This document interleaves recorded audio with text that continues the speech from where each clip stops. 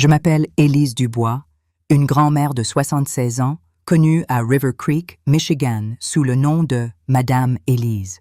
Mais derrière ce surnom affectueux se cache une vérité déchirante. L'enfant que j'ai aimé comme mon propre fils, celui que j'ai arraché à l'oubli d'un orphelinat, a transformé mon amour en un cauchemar. Une nuit, dans l'obscurité de ma propre chambre, il m'a trahi de la manière la plus abjecte, brisant mon cœur et ma famille à jamais. Écoutez-moi, vous qui êtes là, de l'autre côté de l'écran, et ressentez la douleur d'une mère qui croyait que l'amour pouvait tout guérir, jusqu'à ce que le monstre tapi dans son fils adoptif se révèle. Si mon histoire vous touche, je vous en prie, mettez un « j'aime » et laissez un commentaire avec le mot « courage » pour montrer que vous êtes avec moi dans cette épreuve. Dites-moi d'où vous venez, partagez votre voix, car je veux savoir jusqu'où résonne le cri d'une vieille femme de River Creek. Cette histoire, c'est celle d'une blessure qui ne cicatrise jamais, mais aussi d'un avertissement. L'amour, même le plus pur, peut être aveugle face à l'obscurité. River Creek, Michigan, n'est pas une ville comme les autres.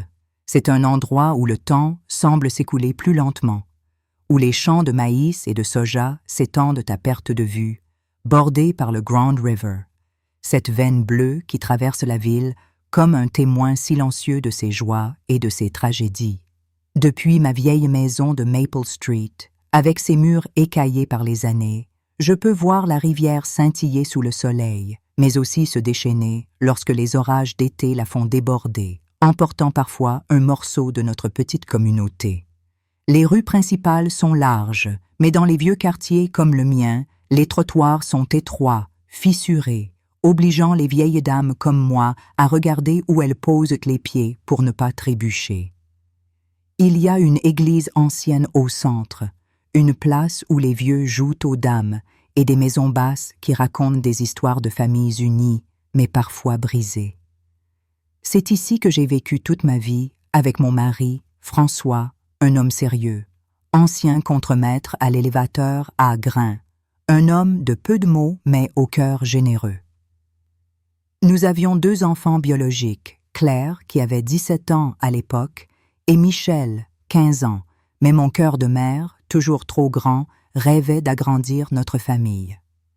C'était après l'inondation dévastatrice qui avait frappé River Creek, engloutissant les maisons basses près de la rivière et laissant des familles sans rien. Claire, ma fille, était revenue bouleversée d'un projet scolaire à l'orphelinat Sainte-Claire, de l'autre côté de la ville. « Maman, tu devrais voir ces enfants », m'avait-elle dit, les yeux rougis par les larmes. « Certains sont là depuis des années. Personne ne veut d'eux parce qu'ils sont trop vieux. Tout le monde veut des bébés. »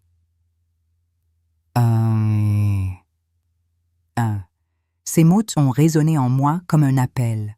J'en ai parlé à François, qui, fidèle à son habitude, a tiré sur sa cigarette roulée à la main, assis sur le porche, avant de répondre.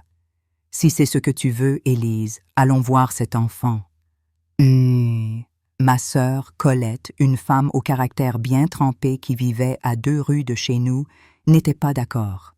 « Vous êtes fou !» a-t-elle lancé, ses lunettes glissant sur son nez. Un enfant plus âgé sait chercher les ennuis.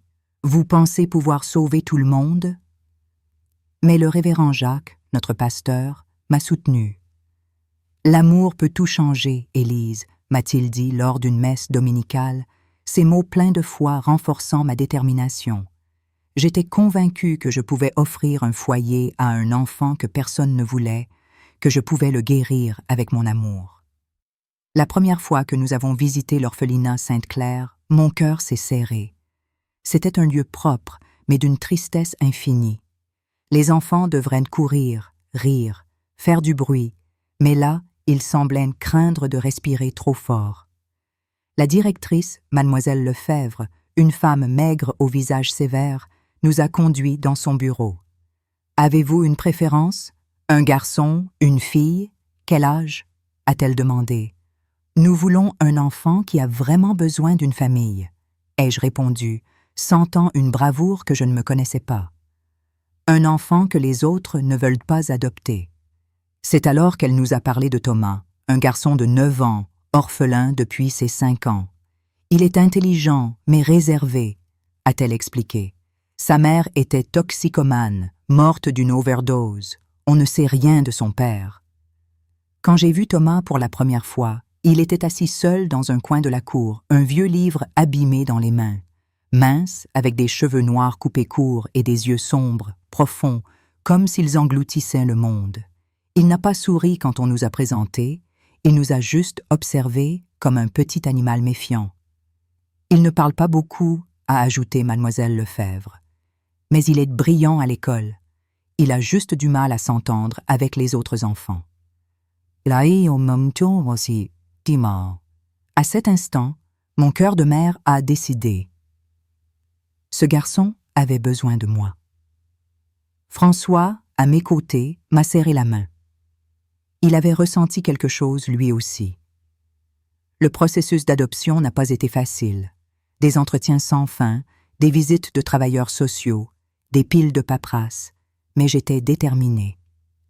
4 mois plus tard, Thomas était à la maison, avec un petit sac à dos contenant tout ce qu'il possédait, quelques vêtements, un livre d'histoire et une voiture en plastique usée.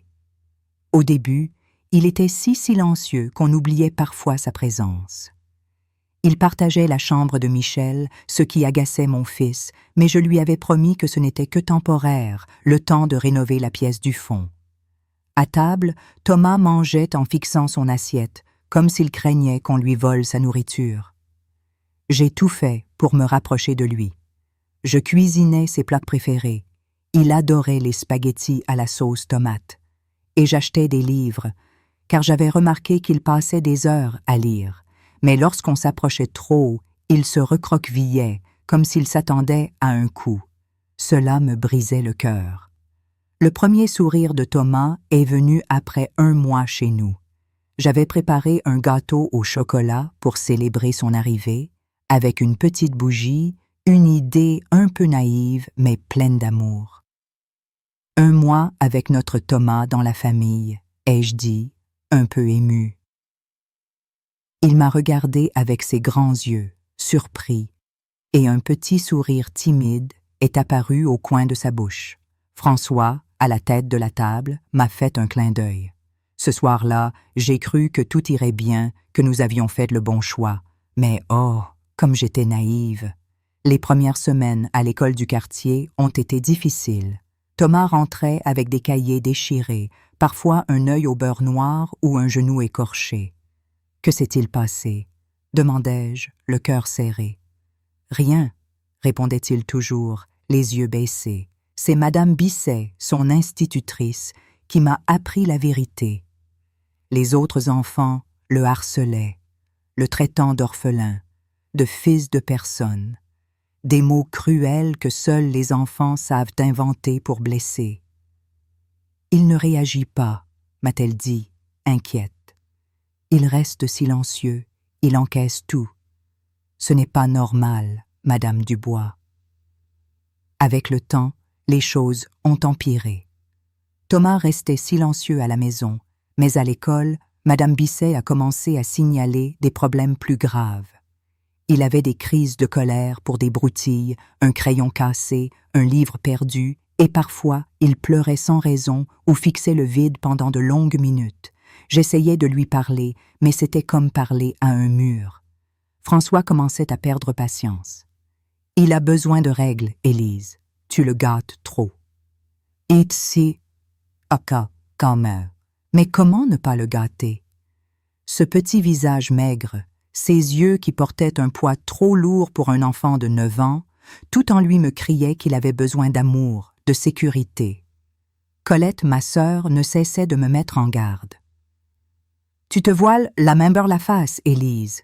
Ce garçon va t'attirer des ennuis, je te l'avais dit. » lançait-elle à chaque visite, son ton acerbe me faisant grincer des dents.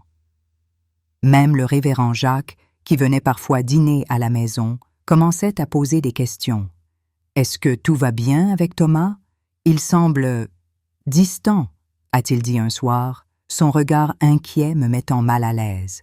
J'essayais de rester optimiste, mais une ombre grandissait dans mon cœur. Puis est venu le moment qui m'a fait bouillir de rage. Colette est arrivée un matin, hors d'elle, brandissant une lettre qu'elle avait trouvée dans sa boîte aux lettres. Une lettre anonyme, écrite à la main, pleine de mensonges ignobles. Elle affirmait que j'étais une mère cruelle, que je maltraitais Thomas, que je l'avais adopté pour l'argent des aides sociales. « C'est ton garçon qui a écrit ça !» a-t-elle hurlé, ses joues rouges de colère. « Il a volé mon collier d'héritage, celui de notre grand-mère, et maintenant il répand ses horreurs. » J'étais abasourdie. Le collier, un bijou en argent serti d'une émeraude, était introuvable. J'ai fouillé la chambre de Thomas et l'ai retrouvé, caché dans une chaussette, au fond de son tiroir. Quand je l'ai confronté, il m'a regardé avec un calme glacial. Je n'ai rien pris. Quelqu'un a dû le mettre là. Mais ses yeux, oh, ses yeux, ils étaient vides, froids, comme s'il n'avait aucun remords. François était furieux. « Tu ne peux pas mentir, Thomas. Si tu l'as pris, assume !» a-t-il grondé. Pour la première fois, j'ai vu une lueur de colère dans le regard de Thomas, une colère trop mûre pour un garçon de son âge. Il a claqué la porte de sa chambre et n'a plus parlé de la journée. Ce n'était pas seulement le vol qui m'a mise hors de moi. Les ragots ont commencé à circuler à River Creek. Les voisins, ceux qui me saluaient autrefois avec un sourire, me regardaient maintenant avec méfiance. Madame Lefebvre, de l'orphelinat, m'a même appelé pour me demander si tout allait bien, comme si j'étais une criminelle. Colette, avec son talent pour les commérages, n'a rien arrangé, racontant à qui voulait l'entendre que j'avais fait une erreur en adoptant ce garçon ingrat. Même le révérend Jacques, lors d'une visite, a laissé entendre que j'avais peut-être surestimé mes capacités à gérer un enfant comme lui. J'étais furieuse, blessée, humiliée. Comment osait-il me juger, moi qui avais tout donné pour ce garçon? Et Thomas, ce garçon que j'avais accueilli comme mon propre fils, comment pouvait-il me trahir ainsi, salir mon nom, me faire passer pour une monstre aux yeux de ma communauté? Chaque regard en coin dans la rue, chaque chuchotement au marché était comme une lame dans mon cœur. Pourtant, malgré la rage qui bouillonnait en moi, je refusais de croire qu'il était mauvais. Je me disais que c'était la douleur, son passé, qui parlait à sa place. J'ai continué à le défendre, à l'aimer, même si chaque jour, une petite voix en moi murmurait que quelque chose n'allait pas, que quelque chose de sombre grandissait sous mon toit. Mais ce n'était que le début. Les mois suivants, Thomas a commencé à changer. Il rentrait plus tard de l'école, prétextant des études à la bibliothèque ou des visites chez des amis. Mais Madame Bisset m'a appelé un jour, la voix tremblante. « Thomas n'est pas venu en classe depuis 3 jours, Madame Dubois. Nous pensions qu'il était malade. » Mon sang s'est glacé. Il partait chaque matin en uniforme, avec son sac à dos, comme s'il allait à l'école. Quand je l'ai confronté, il a d'abord nié, puis a explosé. « Vous ne comprendriez pas. Vous pensez que tout le monde est gentil comme vous, mais le monde ne fonctionne pas comme ça. » Sa voix était pleine de mépris, comme si j'étais une idiote naïve. François, rentrant du travail, a entendu les cris et s'est emporté. « Tu nous mens, Thomas. Tu sèches l'école.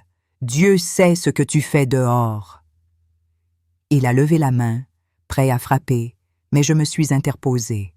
« Non, François, frapper ne résout rien. » ai-je crié.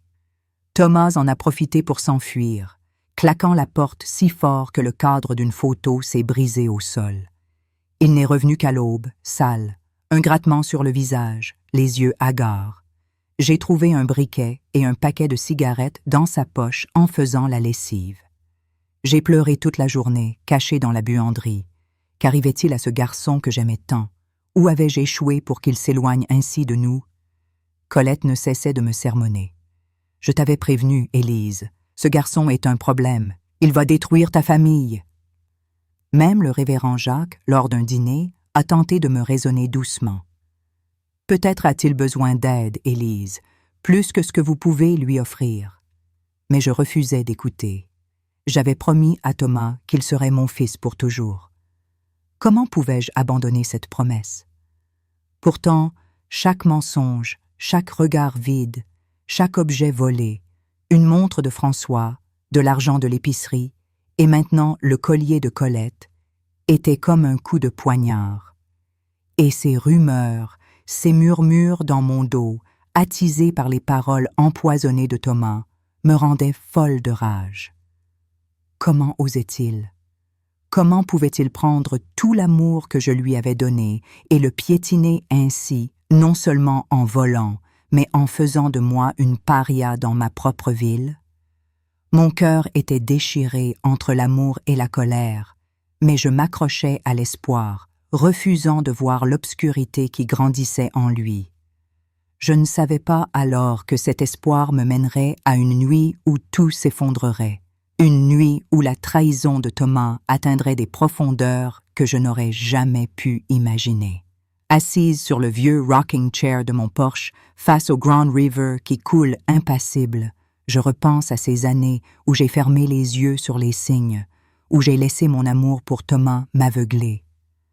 Chaque craquement de cette maison de Maple Street, chaque reflet sur la rivière, me ramène à cette période où l'espoir s'est transformé en cauchemar, où le garçon que j'avais juré de sauver s'est mué en un étranger sous mon propre toit. J'ai cru que mon amour pouvait guérir ses blessures, mais je n'avais pas vu la tempête qui se préparait, une tempête qui allait non seulement détruire ma famille, mais aussi briser des vies innocentes autour de nous. Thomas, à 13 ans maintenant, n'était plus le petit garçon effrayé avec son sac à dos élimé. Il était devenu un adolescent grand, fort, avec une voix plus grave et un regard qui oscillait entre vide et défiant. Ce qui avait commencé comme des incidents isolés, des mensonges, des vols, des absences à l'école, s'est transformé en un tourbillon de comportements qui me glaçait le sang. Et ce n'était que le début d'une descente dans l'obscurité. Une spirale de trahisons qui m'ont fait bouillir de rage et m'ont laissé impuissante face à l'ampleur de sa cruauté. Thomas avait grandi. Son corps changeait à vue d'œil. Ses bras et jambes s'allongeaient si vite que ses vêtements devenaient trop petits en un clin d'œil. Mais avec ces changements physiques est venue une transformation bien plus inquiétante. Il passait des heures enfermé dans sa chambre, jouant à des jeux vidéo que François, mon mari, avait économisé des mois pour lui offrir. Mais ces jeux n'avaient rien d'innocent. Un jour, en entrant dans sa chambre avec un plateau de biscuits, j'ai aperçu l'écran, du sang, des images violentes, des scènes qui n'avaient rien à faire dans la vie d'un garçon de son âge. « C'est quoi ce jeu, Thomas ?» ai-je demandé, posant le plateau sur sa table. Il a tout fermé en un éclair, marmonnant. « Rien, juste un jeu d'aventure. » Mais ça été. D'ailleurs, quand j'en ai parlé à François, il a balayé mes inquiétudes.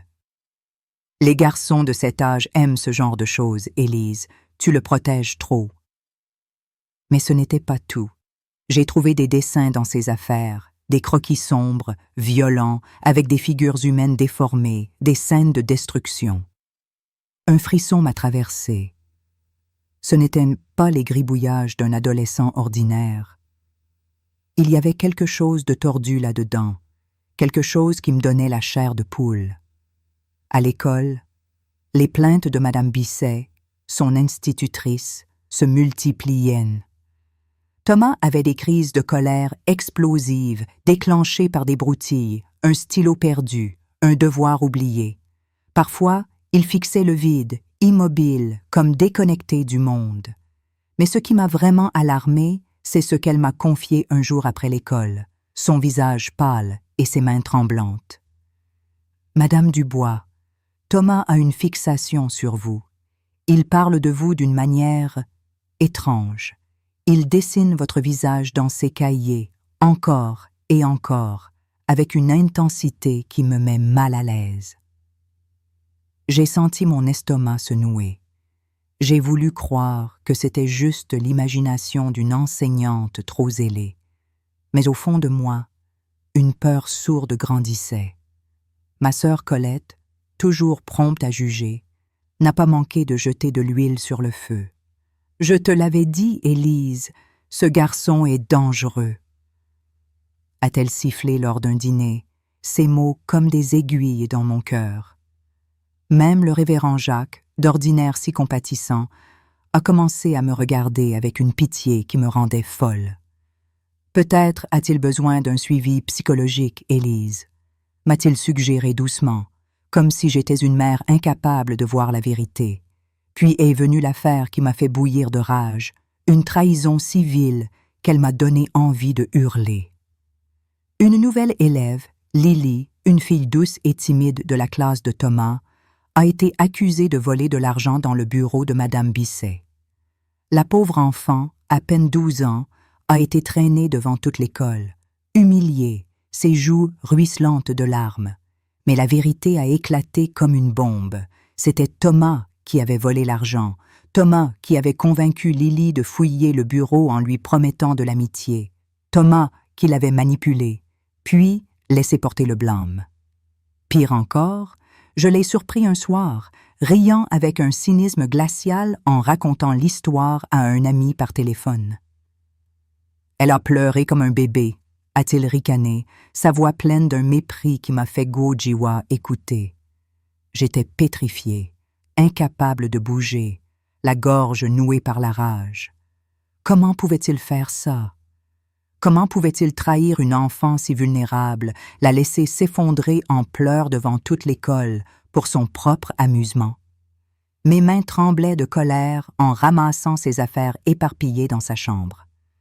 Ce garçon, que j'avais aimé comme mon propre fils, n'était pas seulement un voleur, il était un monstre. Et ce rire cruel qui résonnait encore dans ma tête, me donnait envie de hurler. Colette avait raison, et cette pensée me rendait malade. Elle a fait irruption chez nous le lendemain, brandissant une liasse de lettres anonymes qu'elle avait reçues, toutes accusant Thomas d'avoir manipulé Lily. « Ton fils est un démon, Élise !» a-t-elle crié, et pour la première fois, je n'ai pas su quoi répondre. Mon silence était un aveu, un cri muet de ma douleur. Les choses ont empiré. Thomas séchait l'école de plus en plus souvent, rentrant parfois au milieu de la nuit avec une odeur de cigarette et des yeux rougis, injectés de quelque chose que je refusais d'admettre. Un jour, en rangeant sa chambre, j'ai trouvé une seringue et un petit sachet de poudre blanche sous son lit. Mon cœur s'est arrêté. J'ai couru vers la cuisine, les jambes tremblantes, et quand Thomas est rentré, je l'ai confronté.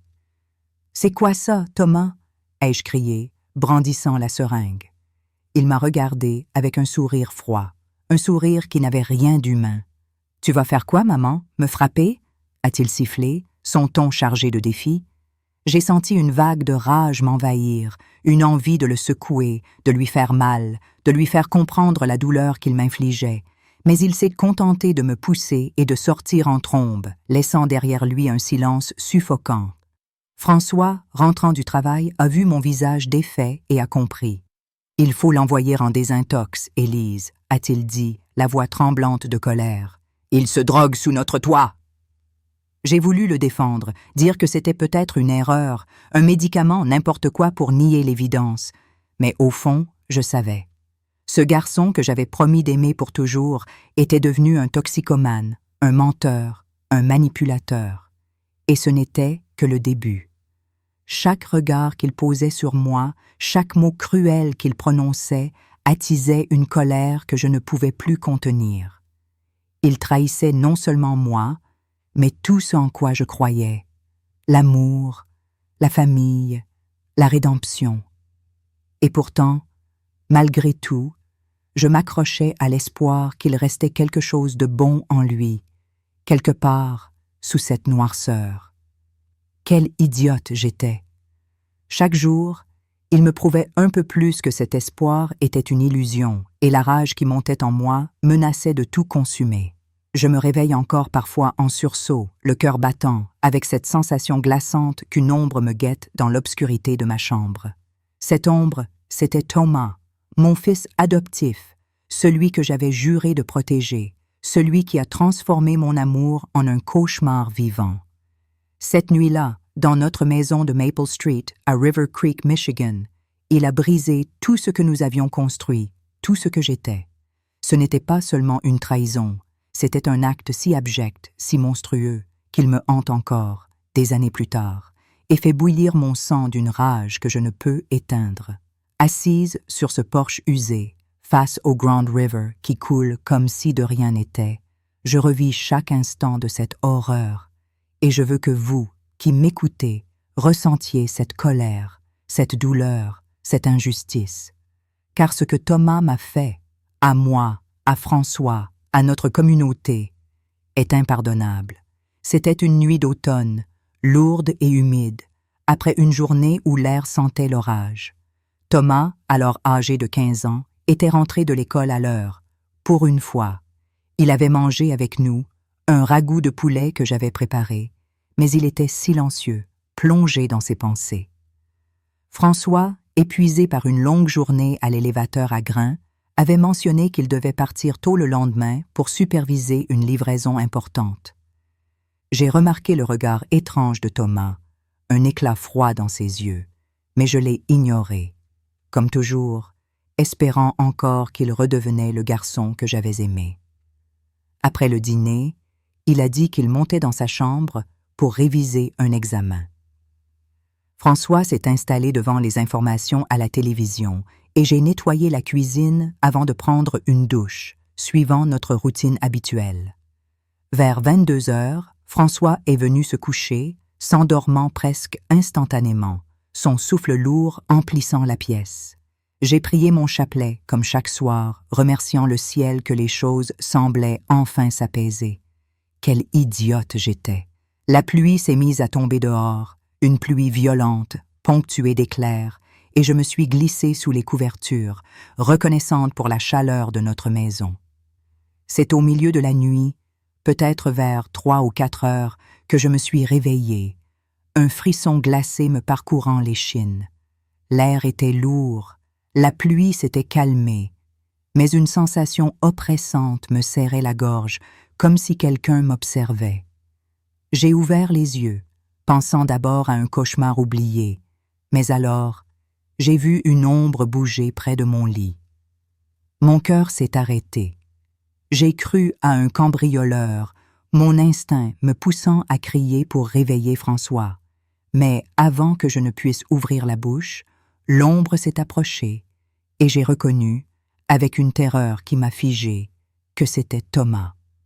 Il se tenait là, à côté de mon lit, me fixant avec un regard que je n'oublierai jamais, un regard vide, froid, mais brûlant d'une intensité malsaine.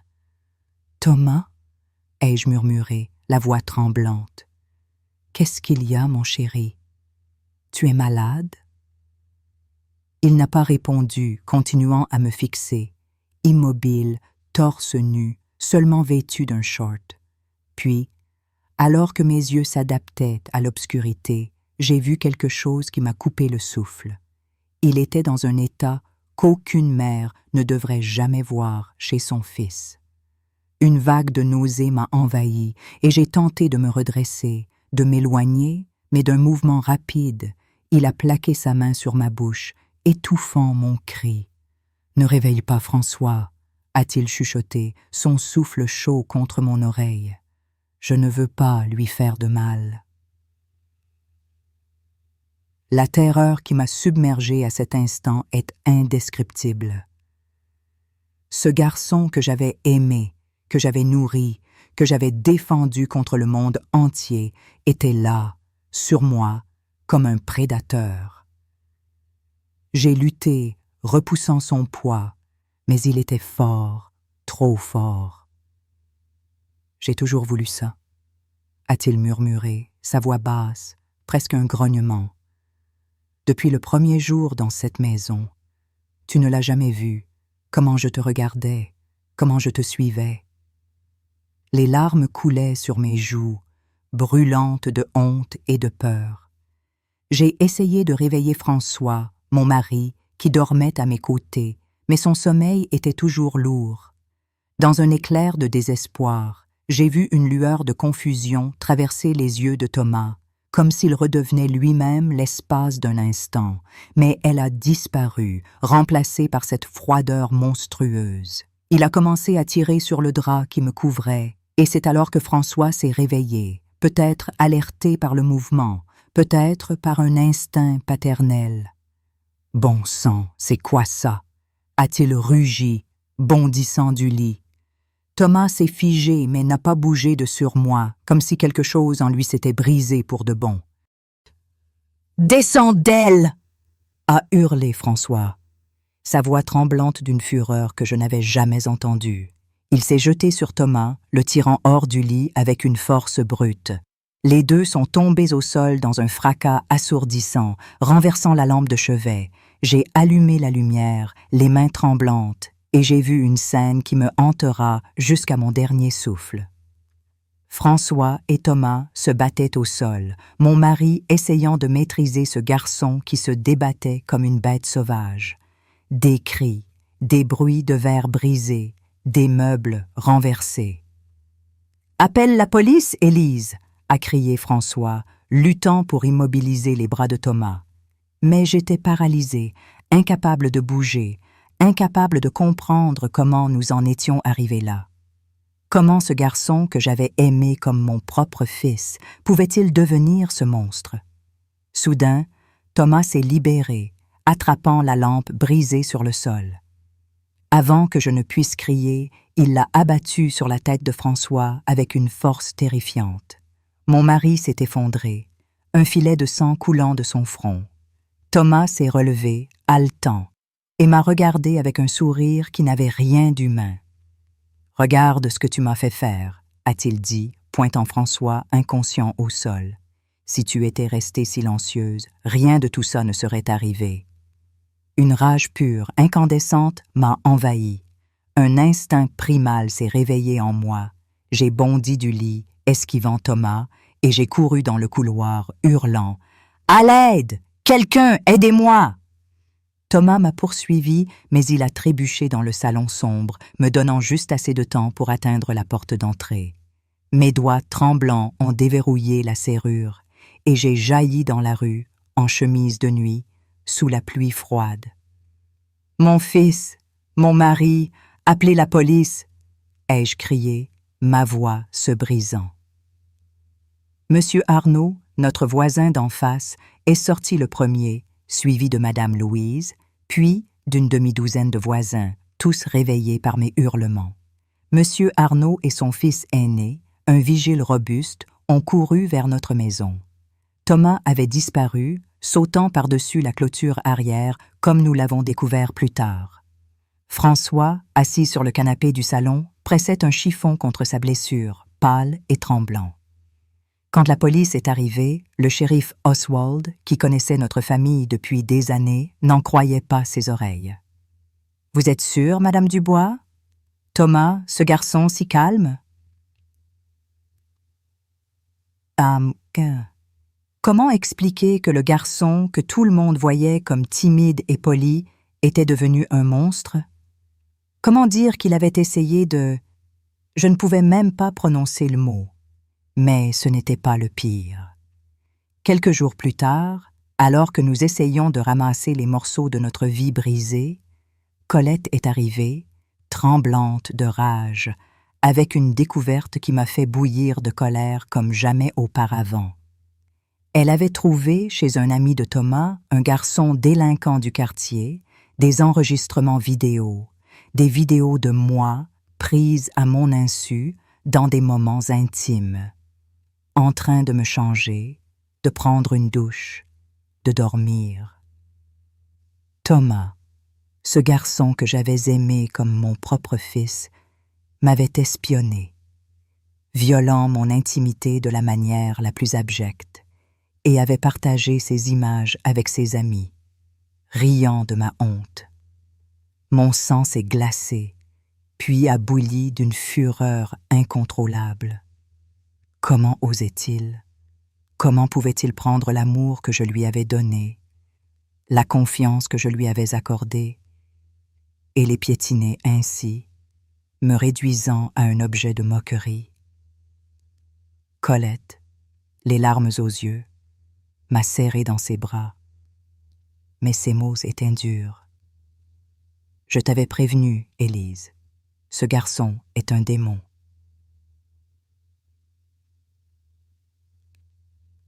Et pour la première fois, je n'ai pas protesté. Les voisins, alertés par les ragots, me regardaient maintenant avec pitié ou mépris, certains murmurant que j'avais échoué comme mère. Cette humiliation publique, ajoutée à la trahison de Thomas, était plus que je ne pouvais supporter. J'avais envie de crier, de frapper, de détruire quelque chose pour libérer cette rage qui me consumait. La police a fini par retrouver Thomas, 3 jours plus tard, dans une maison abandonnée près de la gare. Il était à peine conscient, entouré de seringues, les yeux vitreux, un poignard à la main, comme s'il avait tenté de mettre fin à ses jours. Il a été emmené à l'hôpital, puis transféré dans un hôpital psychiatrique à Grand Rapids. Les médecins ont diagnostiqué une schizophrénie et un trouble de la personnalité antisociale, aggravé par sa dépendance aux drogues. Il avait probablement ces problèmes quand vous l'avez adopté, m'a expliqué un jeune médecin, les yeux cernés. Ils se sont manifestés graduellement, amplifiés par la drogue. Lors de notre dernière visite, je l'ai à peine reconnu. Amaigri, le visage creux, les cheveux rasés, il était menotté au lit, sous sédatif. Quand il m'a vu, il a murmuré « Pourquoi vous êtes là? C'est trop tard !»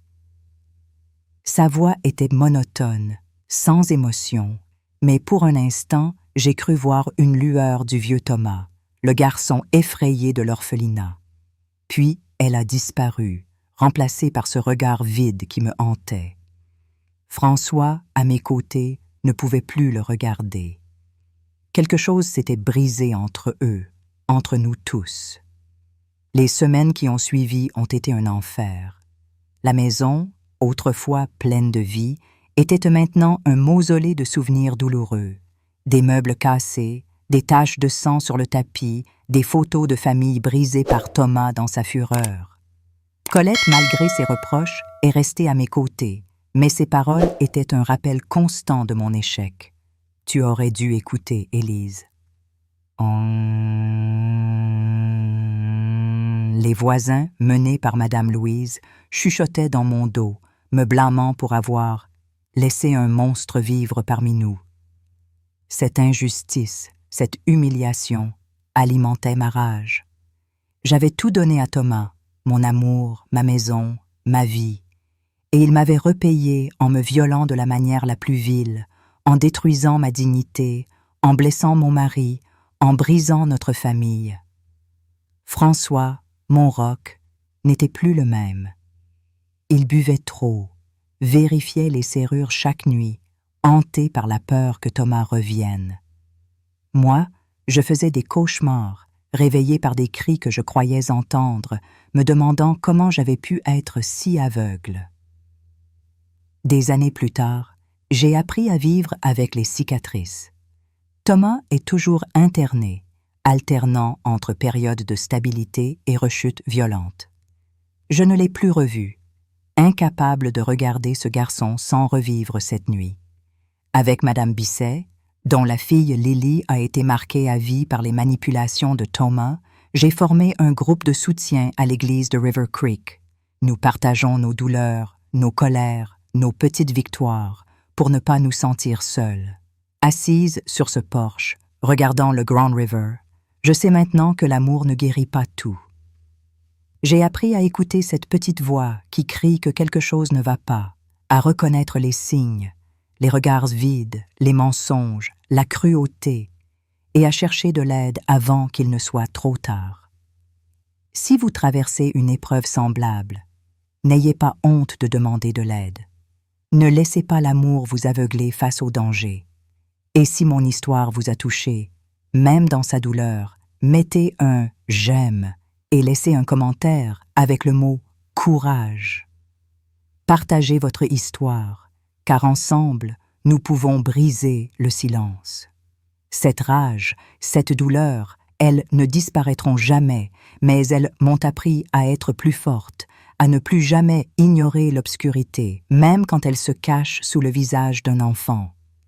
L'histoire d'Élise Dubois, cette grand-mère de River Creek, Michigan, est une tragédie qui secoue le cœur et l'âme. En tant que Française, je ressens une profonde résonance avec les valeurs familiales et la quête d'amour inconditionnel qui imprègne cette histoire, mais aussi une colère viscérale face à la trahison et à l'injustice qu'Élise a subie. Dans la culture française, la famille est un pilier sacré, un refuge où l'on donne tout pour protéger ceux qu'on aime. Élise incarne cet idéal. Une mère prête à tout sacrifier pour sauver un enfant blessé, Thomas, qu'elle a accueilli comme son propre fils. Mais cette histoire révèle une vérité amère. L'amour, même le plus pur, peut être impuissant face à des blessures trop profondes ou à une obscurité intérieure que nul ne peut anticiper. À travers cette réflexion, je partage mes sentiments et les leçons que nous, en tant que Français, pouvons tirer de cette histoire pour les appliquer dans nos vies, avec cette sensibilité à l'honneur, à la justice et à la résilience qui nous caractérise. D'abord, l'histoire d'Élise m'a rempli d'une colère brûlante. Comment un enfant, nourri d'amour et de soins, peut-il se retourner contre celle qui lui a tout donné? La trahison de Thomas, volant, mentant, manipulant, jusqu'à cet acte innommable dans la chambre d'Élise, est une offense à tout ce que nous valorisons dans la culture française. La loyauté, la gratitude, le respect des aînés. Chaque mensonge, chaque objet volé, chaque regard froid qu'il posait sur Élise était comme un coup de poignard dans le cœur d'une mère. Et que dire de cette découverte abjecte, ces enregistrements intimes qu'il a partagés pour humilier Élise? C'est une violation si profonde, si cruelle, qu'elle m'a fait bouillir de rage. En France, où l'honneur personnel et familial est une valeur fondamentale, un tel acte serait vu comme une profanation, une rupture du contrat moral qui lie une famille. Cette colère est amplifiée par l'injustice subie par Élise. Non seulement elle a été trahie par Thomas, mais elle a aussi été jugée par sa communauté, par sa propre sœur Colette, qui l'a accusée d'avoir échoué. Cette solitude, cette humiliation publique, résonne avec notre sens aigu de la dignité. Personne ne devrait être abandonné à son sort après avoir tout donné. Mais au-delà de la colère, il y a une profonde tristesse.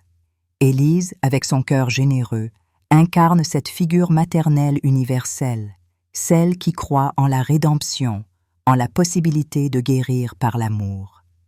En France, nous admirons cette force d'âme, cette capacité à persévérer malgré les épreuves. Pourtant, son histoire nous rappelle une vérité douloureuse. Certaines blessures sont trop profondes pour être guéries par l'amour seul. Thomas portait en lui des traumatismes, abandon, abus, rejet, qui ont alimenté une noirceur que même l'amour d'Élise ne pouvait dissiper. Cette tristesse me touche profondément, car elle met en lumière la fragilité de nos espoirs, même les plus nobles. En tant que Français, nous aimons croire en la beauté de l'âme humaine, mais cette histoire nous force à regarder en face la réalité. Certains esprits sont brisés d'une manière qui échappe à notre contrôle. Les leçons de cette histoire sont multiples et s'appliquent directement à nos vies. Premièrement, nous devons écouter notre instinct. Élise a ignoré les signaux d'alarme, les regards étranges de Thomas, ses mensonges, sa cruauté croissante, parce qu'elle voulait croire en lui. En France, où l'intuition et la sensibilité sont valorisées, nous devons apprendre à faire confiance à cette petite voix intérieure qui nous avertit d'un danger. Ignorer ces signaux, comme Élise l'a fait, peut mener à des conséquences dévastatrices. Deuxièmement, l'amour, bien qu'essentiel, ne suffit pas toujours. Dans notre culture, nous idéalisons souvent l'amour familial comme une force invincible, mais cette histoire nous enseigne qu'il doit être accompagné d'une aide professionnelle, psychologue, médecin, institutions, lorsque les problèmes dépassent nos capacités. Troisièmement, il est crucial de reconnaître les limites de la responsabilité personnelle. Élise s'est blâmée, se demandant où elle avait échoué. Mais, comme nous le savons en France, où la solidarité et la compréhension sont des vertus, personne ne peut porter seul le poids d'une tragédie. Thomas était malade, atteint de schizophrénie et de troubles de la personnalité, des conditions qui n'étaient pas de la faute d'Élise. Enfin, cette histoire nous rappelle l'importance de la communauté. Élise a trouvé du réconfort dans un groupe de soutien, un espace où partager sa douleur. En France, où les liens sociaux sont précieux, créer des cercles de soutien pour les familles confrontées à des défis similaires est une leçon vitale. Dans nos vies, ces leçons peuvent se traduire par des actions concrètes. Si nous voyons un proche changer, devenir distant, agressif ou cruel, nous devons agir rapidement, consulter des experts, ne pas laisser l'amour nous aveugler. Nous devons aussi apprendre à pardonner sans oublier, comme Élise l'a fait, non pas pour excuser, mais pour libérer notre cœur de la haine. En tant que Français, nous valorisons l'équilibre entre émotion et raison. Cette histoire nous pousse à trouver cet équilibre, à aimer avec ferveur, mais à protéger notre dignité et notre sécurité. Enfin, nous devons briser le silence autour des problèmes familiaux. En France, il y a parfois une réticence à parler des échecs ou des drames familiaux, par peur du jugement. Mais l'histoire d'Élise nous montre que partager ses expériences peut sauver d'autres familles, leur donner le courage de chercher de l'aide avant qu'il ne soit trop tard. Si cette histoire d'Élise vous a touché, si elle a éveillé en vous de la colère, de la tristesse ou une envie de changer les choses, alors agissez. Cliquez sur « J'aime » pour montrer votre soutien. Partagez cette vidéo pour que d'autres entendent ce message et abonnez-vous à la chaîne pour ne pas manquer les prochaines histoires. Laissez un commentaire avec le mot « courage » pour rendre hommage à la force d'Élise et partager votre propre expérience. Ensemble, brisons le silence et soutenons ceux qui souffrent. Votre voix compte. L'histoire d'Élise Dubois, cette grand-mère de River Creek, Michigan, est une tragédie qui secoue le cœur et l'âme. En tant que Française, je ressens une profonde résonance avec les valeurs familiales et la quête d'amour inconditionnel qui imprègne cette histoire, mais aussi une colère viscérale face à la trahison et à l'injustice qu'Élise a subie. Dans la culture française, la famille est un pilier sacré, un refuge où l'on donne tout pour protéger ceux qu'on aime. Élise incarne cet idéal. Une mère prête à tout sacrifier pour sauver un enfant blessé, Thomas, qu'elle a accueilli comme son propre fils. Mais cette histoire révèle une vérité amère. L'amour, même le plus pur, peut être impuissant face à des blessures trop profondes ou à une obscurité intérieure que nul ne peut anticiper. À travers cette réflexion, je partage mes sentiments et les leçons que nous, en tant que Français, pouvons tirer de cette histoire pour les appliquer dans nos vies, avec cette sensibilité à l'honneur, à la justice et à la résilience qui nous caractérise. D'abord, l'histoire d'Élise m'a rempli d'une colère brûlante. Comment un enfant, nourri d'amour et de soins, peut-il se retourner contre celle qui lui a tout donné? La trahison de Thomas, volant, mentant, manipulant, jusqu'à cet acte innommable dans la chambre d'Élise, est une offense à tout ce que nous valorisons dans la culture française, la loyauté, la gratitude, le respect des aînés. Chaque mensonge, chaque objet volé, chaque regard froid qu'il posait sur Élise était comme un coup de poignard dans le cœur d'une mère. Et que dire de cette découverte abjecte, ces enregistrements intimes qu'il a partagés pour humilier Élise? C'est une violation si profonde, si cruelle, qu'elle m'a fait bouillir de rage. En France, où l'honneur personnel et familial est une valeur fondamentale, un tel acte serait vu comme une profanation, une rupture du contrat moral qui lie une famille. Cette colère est amplifiée par l'injustice subie par Élise. non seulement elle a été trahie par Thomas, mais elle a aussi été jugée par sa communauté, par sa propre sœur Colette, qui l'a accusée d'avoir échoué. Cette solitude, cette humiliation publique résonne avec notre sens aigu de la dignité. Personne ne devrait être abandonné à son sort après avoir tout donné. Mais au-delà de la colère, il y a une profonde tristesse. Élise, avec son cœur généreux, incarne cette figure maternelle universelle, celle qui croit en la rédemption, en la possibilité de guérir par l'amour. En France, nous admirons cette force d'âme, cette capacité à persévérer malgré les épreuves. Pourtant, son histoire nous rappelle une vérité douloureuse. Certaines blessures sont trop profondes pour être guéries par l'amour seul. Thomas portait en lui des traumatismes, abandon, abus, rejet, qui ont alimenté une noirceur que même l'amour d'Élise ne pouvait dissiper. Cette tristesse me touche profondément, car elle met en lumière la fragilité de nos espoirs, même les plus nobles. En tant que Français, nous aimons croire en la beauté de l'âme humaine, mais cette histoire nous force à regarder en face la réalité. Certains esprits sont brisés d'une manière qui échappe à notre contrôle. Ce qui m'a également bouleversée, c'est le courage d'Élise face à l'adversité.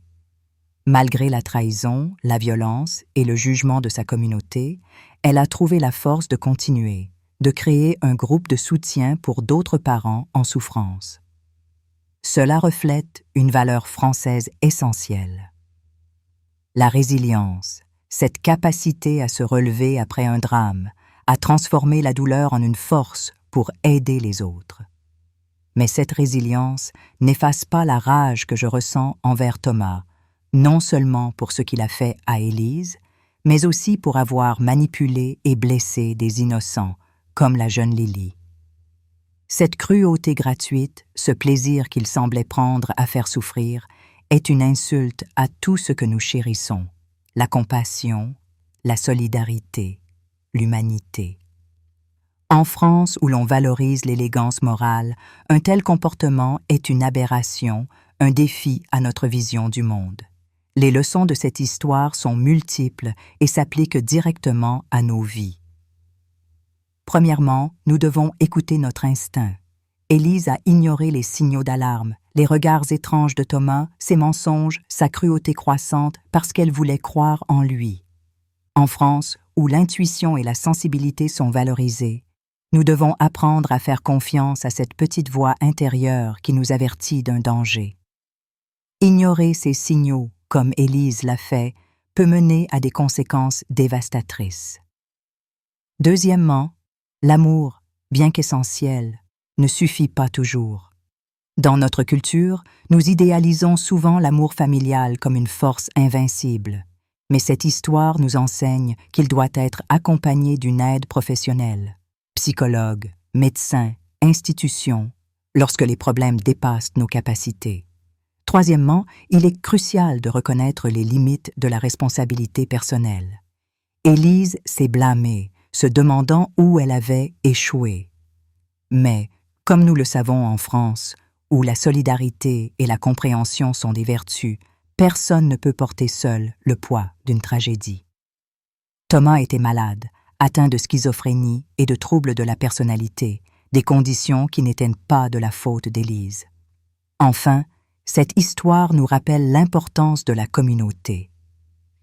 Élise a trouvé du réconfort dans un groupe de soutien, un espace où partager sa douleur. En France, où les liens sociaux sont précieux, créer des cercles de soutien pour les familles confrontées à des défis similaires est une leçon vitale. Dans nos vies, ces leçons peuvent se traduire par des actions concrètes. Si nous voyons un proche changer, devenir distant, agressif ou cruel, nous devons agir rapidement, consulter des experts, ne pas laisser l'amour nous aveugler. Nous devons aussi apprendre à pardonner sans oublier, comme Élise l'a fait, non pas pour excuser, mais pour libérer notre cœur de la haine. En tant que Français, nous valorisons l'équilibre entre émotion et raison. Cette histoire nous pousse à trouver cet équilibre, à aimer avec ferveur, mais à protéger notre dignité et notre sécurité. Enfin, nous devons briser le silence autour des problèmes familiaux.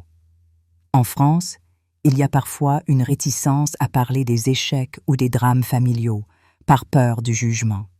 Mais l'histoire d'Élise nous montre que partager ces expériences peut sauver d'autres familles, leur donner le courage de chercher de l'aide avant qu'il ne soit trop tard.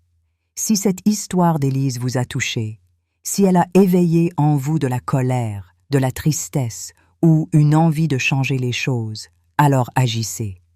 Cliquez sur « J'aime » pour montrer votre soutien. Partagez cette vidéo pour que d'autres entendent ce message et abonnez-vous à la chaîne pour ne pas manquer les prochaines histoires.